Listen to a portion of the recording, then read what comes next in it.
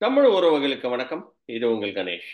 ஆஹ் விக்கிரவாண்டி தேர்தல் அதை பற்றி தான் இன்னைக்கு டிஸ்கஸ் பண்ணலாம். ரொம்ப குயிக்காக ஒரு மெசேஜ் போடலாம் அப்படின்னு சொல்லி தான்.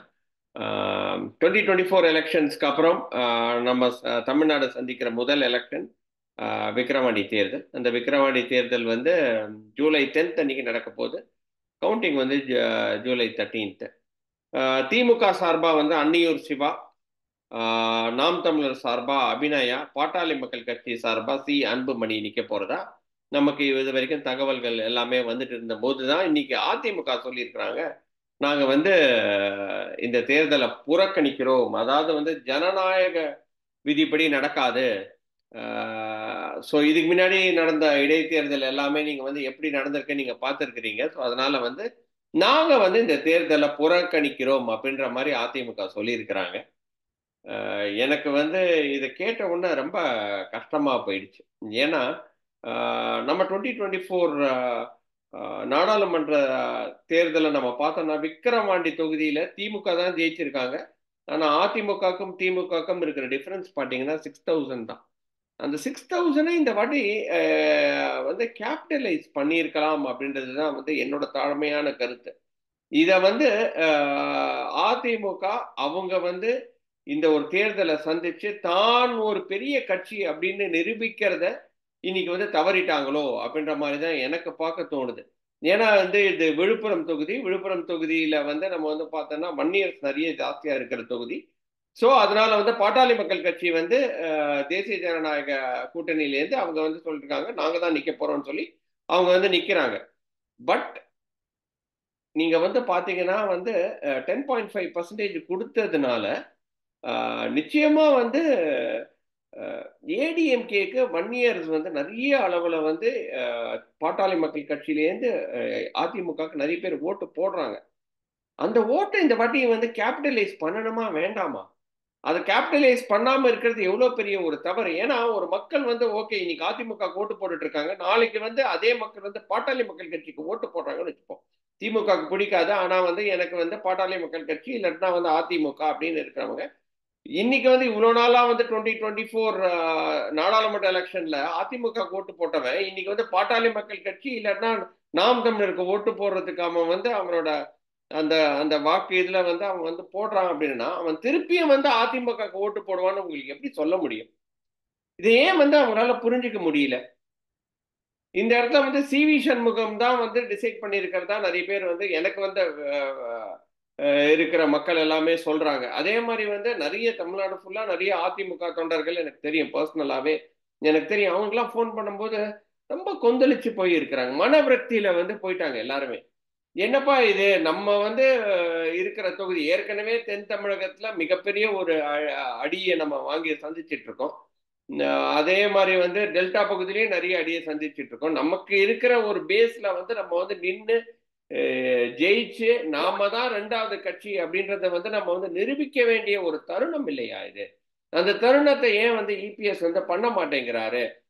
ஏன் அவரால் வந்து அந்த ஒரு டிசிஷனை எடுக்க முடியலையா அப்படின்னு தான் நிறைய பேர் வந்து கொந்தளிக்கிறாங்க. சண்முகமோட கட்சி ஆயிடுச்சா? வன்னியர் அவங்க சொல்ற மாதிரி வன்னியர் கட்சி அதுக்கப்புறம் வந்து வெள்ளாளர் கட்சி மாதிரி ஆயிடுச்சா அப்படின்ற மாதிரியும் வந்து கேட்கிற அளவுக்கு வந்து இன்னைக்கு அதிமுக கட்சி போயிடுச்சு அப்படின்னு நினைக்கும் போது மிகப்பெரிய ஒரு கஷ்டமா இருக்கு இல்லையா? நம்ம வந்து பாக்குறோம் இன்னைக்கு வந்து 21% வந்து அதிமுக மார்த்தட்டி வந்து நாங்க 1% ஜாஸ்தி ஆயிட்டோம் அப்படின்னு நம்ம சொல்றாங்க. அதுக்கு முக்கியமான காரணம் யாரு அப்படின்னு பாத்தீங்கன்னா அவங்களுக்கு கிடைத்த அந்த வன்னியர் ஓட ஓட்டு பலம் தான் இல்லையா? அந்த வன்னியர் ஓட்டு பலத்துல தான். ஏன்னா வந்து அவர் தான் 10.5% கொடுத்தாரு. அதை வந்து அவங்களால டிஎம்கே கவர்மெண்ட் இம்ப்ளிமெண்ட் பண்ண முடியல. பட் இருந்தாலும் வந்து அவர் கொடுத்த அந்த ஒரு ஒரு கருசனையில வந்து இன்னைக்கு மக்கள் வந்து வன்னியர்கள் எல்லாமே ஓட்டு போடுறாங்க. அந்த வன்னியர்களுக்காக நிக்க வேண்டாமா? விக்கிரவாண்டியில என்ன பண்றாங்க அதிமுக? ஏன் இப்படி பண்றாங்க? அதாவது வந்து நாங்க தான் வந்து ரெண்டாவது பெரிய கட்சின்னு காட்டணுமா இல்லையா? அது வந்து இபிஎஸும் அதிமுகவும் தான் வந்து பதில் சொல்லணும். பட் இருந்தாலும் அவங்க எடுத்த decision it's a very wrong decision என்னைய பொறுத்த வரைக்கும். ஏன்னா வந்து அதிமுக தொண்டர்கள் எல்லாமே கஷ்டப்பட்டுட்டு இருக்கிறாங்க. என்னடா கட்சி இப்படி போயிட்டு இருக்கே, கட்சி வந்து அதுல பாதாளத்தை நோக்கி போயிட்டு இருக்கே அப்படின்னு சொல்லிட்டு இருக்கும்போது இன்னைக்கு ப. சிதம்பரம் வேற ஒரு ட்வீட் போட்டிருக்காரு பாருங்க, இவங்க வந்து பாஜகவுக்கு தான் வந்து வழிவகுக்கிறாங்க வெற்றி பெறதுக்கு அப்படின்ற மாதிரி சொல்றாங்க. இனிமேல் மக்கள் எல்லாமே அப்படித்தானே பேச ஆரம்பிப்பாங்க. ஏன்னா அதிமுக என்ன சொன்னாங்க பிரிஞ்சு வரும்போது, பாஜக விட்டு பிரிஞ்சு இனிமேல் ஒரு காலமும் வந்து நாங்க சேர மாட்டோம் அப்படின்னு சொல்லியிருந்தாங்க. தட் இஸ் ஃபைன், அது கரெக்டா ரைட்டா நான் சொல்ல வரல. அப்போ நாங்க பிரிஞ்சு வந்துட்டீங்க அப்படின்னா அவங்களுக்கு எதிர்த்து நீங்க போட்டி போடணுமா இல்லையா? இன்னைக்கு திமுக ஃபர்ஸ்ட், அதை விட்டுருங்க, திமுக தான் ஜெயிக்க போகுது.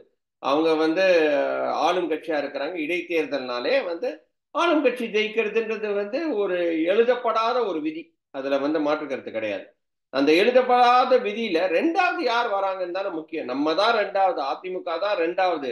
நாங்க சொல்றதுதான் நாளைக்கு, ஏன்னா வந்து 2026 நாங்க ஆட்சி பிடிக்கிற அளவுக்கு நாங்க வருவோம் அப்படின்றத மக்கள் கிட்ட ஒரு திடகாத்திரமா நம்ம சொல்லணுமா இல்லையா? அது சொல்லக்கூடிய தருணமா இல்லையா இது?